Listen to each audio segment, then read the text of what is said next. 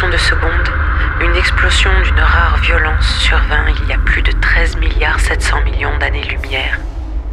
C'était le Big Bang.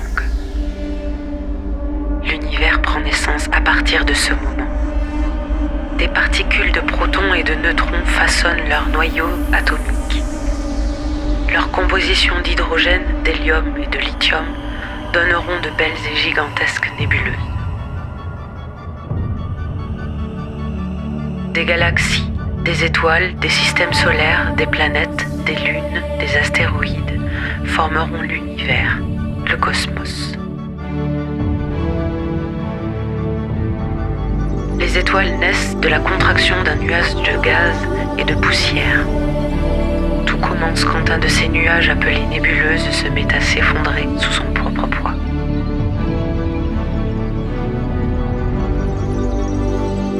En son centre, la pression et la température ne cessent de grimper sous l'effet de la fusion des atomes d'hydrogène, jusqu'à devenir colossales. C'est dans cette poche de matière très chaude et très dense que vont s'allumer de nouvelles étoiles. Notre belle étoile sera notre soleil. Les galaxies sont formées de centaines de milliards d'étoiles, de planètes, de lunes.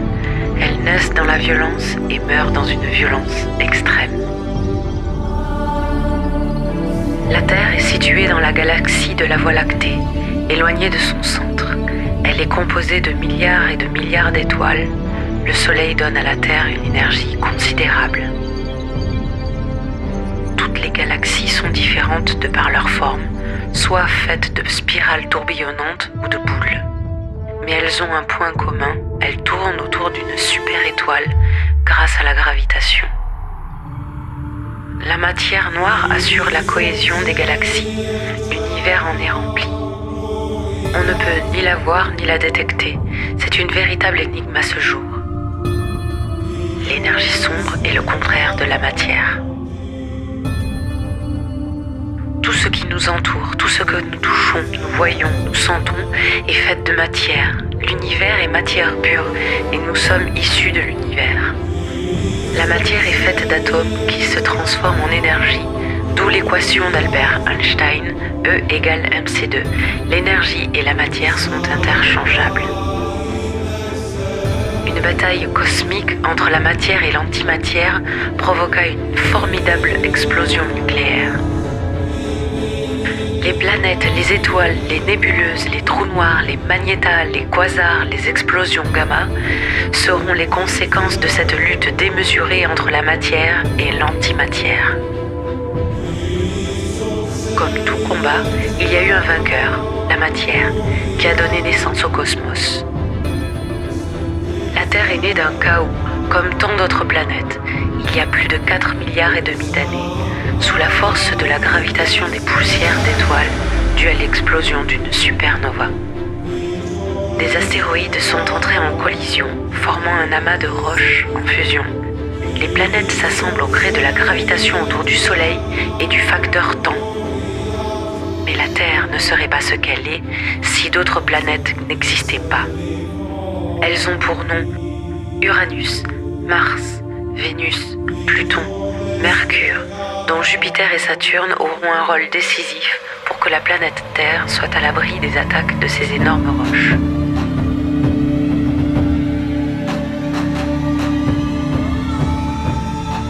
En effet, ces révolutions et ces orbites elliptiques autour du Soleil et leur masse, beaucoup plus imposante que celle de la Terre, contribueront à dévier sous l'effet de la gravitation les astéroïdes, les comètes, qui heurteraient la Terre.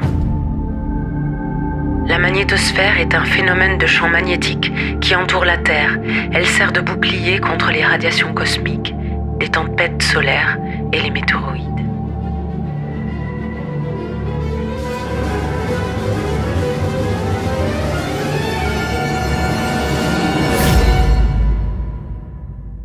Une synchronisation parfaite, une position idéale autour du Soleil, ni trop chaude ni trop froide, et cette eau indispensable serait apportée par des impacts de protoplanètes.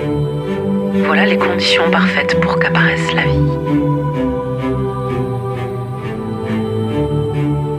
Ce processus dure durera des millions d'années, le temps nécessaire pour que l'excès de CO2, de méthane, soit expulsé.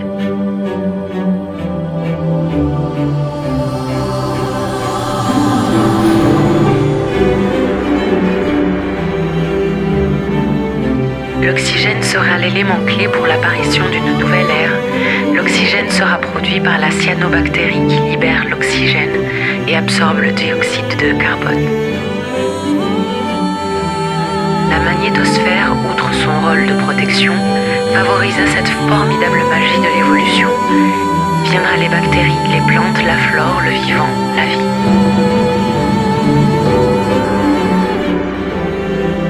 Quelle est notre place dans l'univers? Pourquoi nous sommes là? Ce sont des questions que l'on se pose depuis que l'homme leva les yeux, scrutant les confins du cosmos.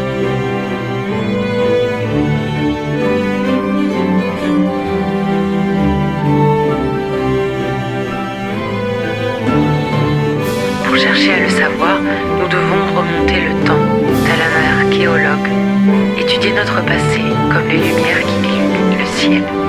Savoir comment fonctionne notre univers nous ouvrira les portes sur la compréhension de notre existence et de nos croyances.